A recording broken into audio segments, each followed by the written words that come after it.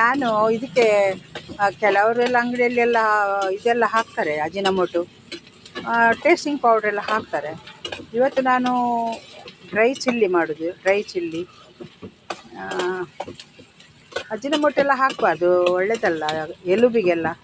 ಎಲುಬು ಎಲ್ಲ ನೋಡಿ, ಈಗ ಎಲ್ಲ ಫುಡ್ಡು, ಈಗಿಂದೆಲ್ಲ ಫುಡ್ಡು ತಿಂದೆಲ್ಲ ನೋಡಿ ಕೆಲವರಿಗೆ ಹಾರ್ಟ್ ಅಟ್ಯಾಕ್ ಅದು ಇದೆಲ್ಲ ಬರ್ತದೆ.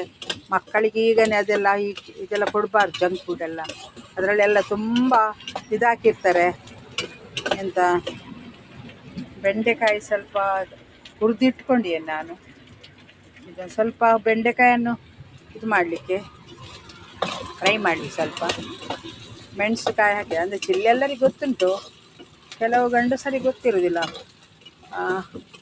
ನೋಡಿ, ಇದು ನಾನು ಫ್ರೈ ಮಾಡಿಟ್ಟದ್ದು. ಇದಕ್ಕೆ ಎಂತ ಇದು ಹಾಕಲಿಲ್ಲ, ಯಾವುದು ಮೈದಾ ಇದೆಲ್ಲ ಎಂತ ಹಾಕಲಿಲ್ಲ, ಖಾಲಿ ಹೀಗೆ ಹುರಿದಿಟ್ಕೊಂಡದು. ಮೈದಾ ಕಾರ್ನ್ಫ್ಲವರ್ ಅದು ಇದೆಲ್ಲ ಹಾಕಲಿಲ್ಲ, ಎಂತ ಹಾಕಲಿಲ್ಲ ಅದಕ್ಕೆ. ಹಾಗೆ ಫ್ರೈ ಮಾಡಿದ್ದು ಸ್ವಲ್ಪ ಹಾಗೆ. ಇವತ್ತು ತರಕಾರಿ ಮಾಡಿದ್ದೇನೆ.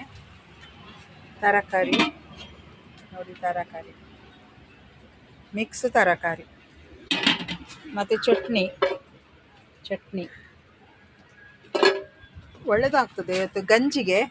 ಮತ್ತು ಕೆಲವರು ಗಂಜಿಗೆಲ್ಲ ಸೋಡಾ ಅದು ಇದೆಲ್ಲ ಹಾಕ್ತಾರೆ.